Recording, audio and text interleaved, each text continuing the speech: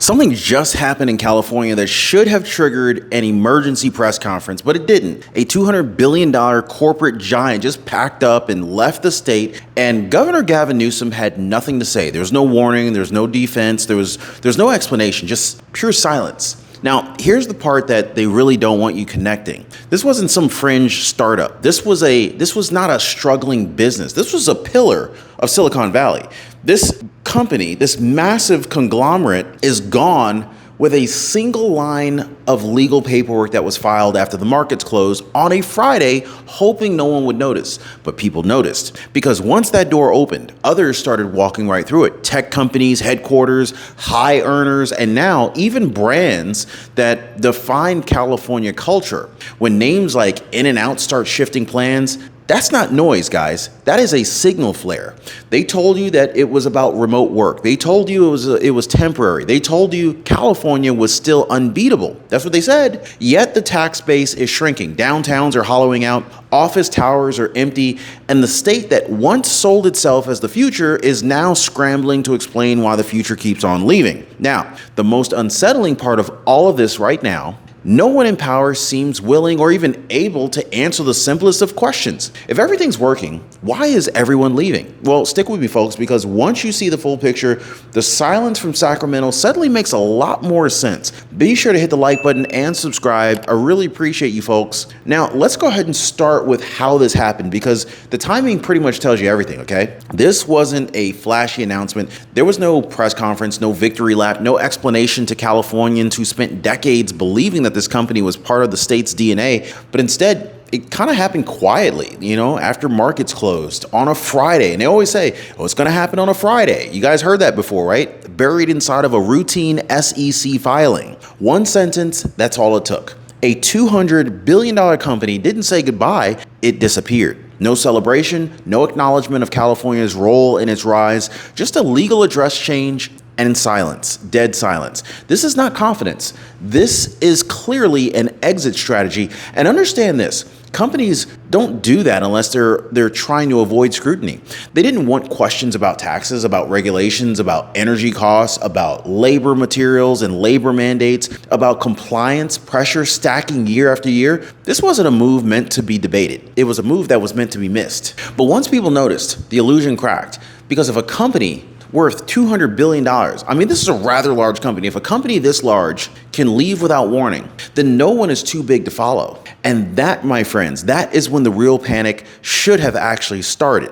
Now, here's where the silence gets uncomfortable. A $200 billion exit happens, and the Governor Gavin Newsom of California says nothing, like no emergency briefing, no reassurance to workers, no roadmap to stop the bleeding, just political quiet. The silence wasn't accidental. This was paralysis, because any real explanation would require admitting that something is in fact broken. And once you admit that, you have to own it. You can't blame markets, you can't blame COVID, you can't blame Washington. The numbers are brutal. They don't spin well, and they basically expose a leadership vacuum where ideology replaced adaptability. Because instead of asking why companies are leaving, the state keeps insisting that everything's fine. Insisting that, instead of competing, it lectures. Instead of reforming, it doubles down. And this is why there's no answer, because the answer isn't convenient. Now, if leadership truly believed that this was like a one-off event, they would have fought it publicly. Right? They would have made the case. They would have drawn a line in the sand. They didn't do that, though, because deep down, they already know that this wasn't an anomaly. It was a warning. Now, they already told you that this was about flexibility. They told you that this was about remote work. They told you offices didn't matter anymore. That was the story that they needed you to believe, because remote work sounds modern. It sounds harmless. It sounds temporary. It avoids the real conversation, one that they absolutely did not want to have. So this wasn't about Zoom meetings. It was about taxes that punish scale. That's really what it was about. It was about regulations that stack endlessly, energy policies that raise costs unpredictably, labor mandates written with no concern for competitiveness, compliance rules that change faster than companies can even adapt. Remote work, it became the perfect excuse because it let officials dodge accountability. And if companies were going remote anyway, then California didn't lose them, right? I mean, it makes sense. But here's the truth. Companies don't relocate headquarters, legal structures, and executive functions just because people work from home. They do it because the math stopped working. Remote work wasn't the cause, it was the camouflage. And once you see that, the pattern becomes impossible to ignore. This is where real life hits people out of nowhere. So a viewer told me he got a $900 medical bill the same month that his car broke down. He thought it was covered. Well, his Medicare plan paid for the visit, sure, but it didn't pay for the procedure. Now, he told me it broke me, emotionally more than financially. Now, this is the part that nobody warned you about. It's not just the money, it's the shock. It's the feeling that the system failed you right when you needed it the most. And this is what happens when you don't know what's actually hiding inside your Medicare coverage. This is exactly why I partner with Chapter. They don't sell you a plan, they audit what you already have, and they catch the gaps before they cost you your peace of mind. Now, most people watching the show right now, they're already dialing 909-563-8279 right there at the bottom of your screen, or they're visiting the link down below, askchapter.org/Ron, to make sure that they are protected. And of course, it's totally free for the Ron Yates community, because the surprises are fine in politics, but they're not fine in healthcare. All right, so let's get back to it, okay? So now this is where the story shifts from boardrooms to culture. Tech companies leaving is one thing. They're global, mobile, portable. People expect movement, right? But In-N-Out, drop an In-N-Out if you've ever been to an In-N-Out. In-N-Out is different. That's California. Like when I visited California the few times, people always said, you got to go to In-N-Out, right? It's like the culture there. This is California. It's California identity. This is generations of loyalty that was built inside of that state, not imported into it.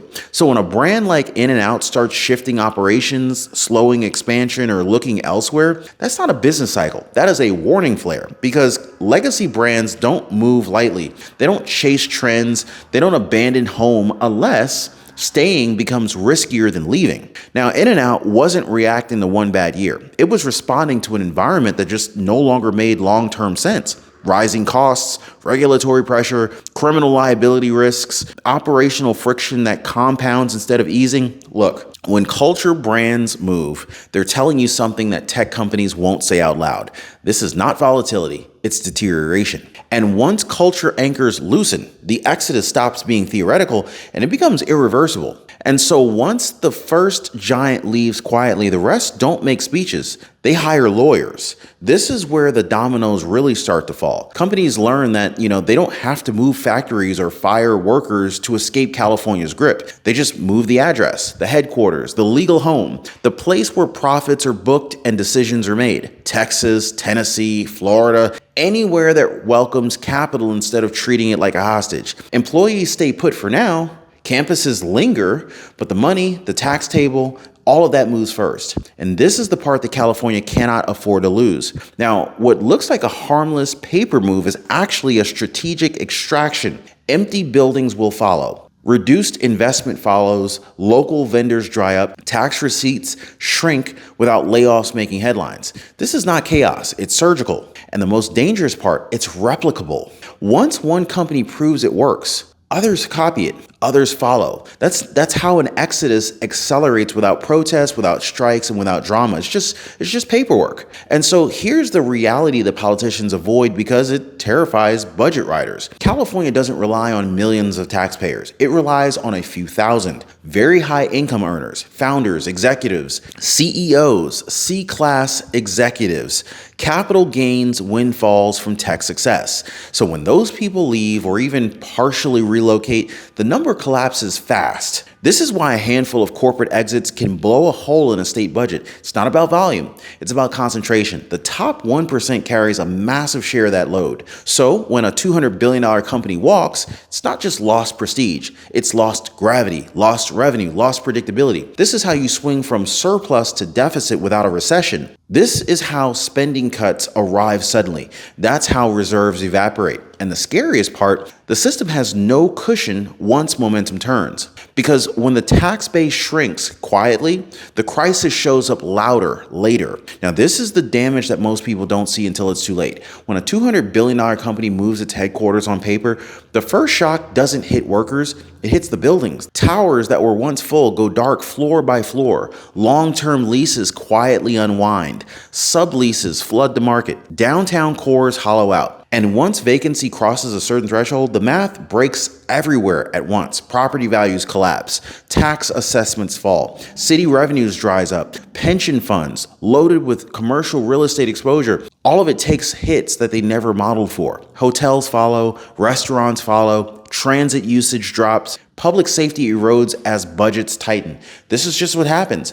This isn't one bad block. This is a multiplier effect. Anchor tenants leave, and everything connected to them weakens. This is why you can feel decay without seeing a single for sale sign on camera. It's structural and it's compounding. In California cities, they don't just lose tenants, they lost confidence. Once lenders, insurers, and investors stop believing a downtown will recover, capital freezes.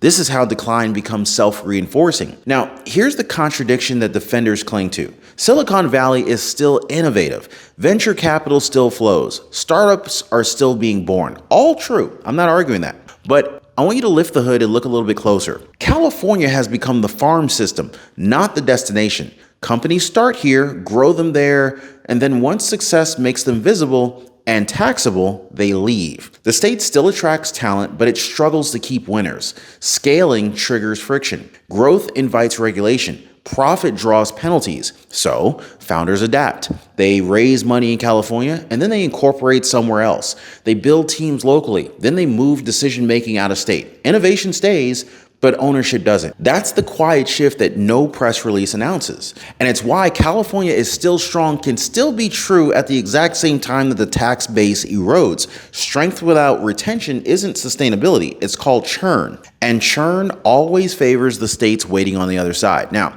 if we zoom out for a moment, because this is not happening in a vacuum. As of December 2025, the federal tone has shifted. Under President Donald J. Trump's second term, the message coming out of Washington is clear. Energy certainty, regulatory restraint, and capital competitiveness matters again. Now, that doesn't mean every single state suddenly wins, but it does mean states are now competing openly. Texas competes, Tennessee competes, Florida competes. They streamline permits. They cap tax exposure. They court headquarters aggressively.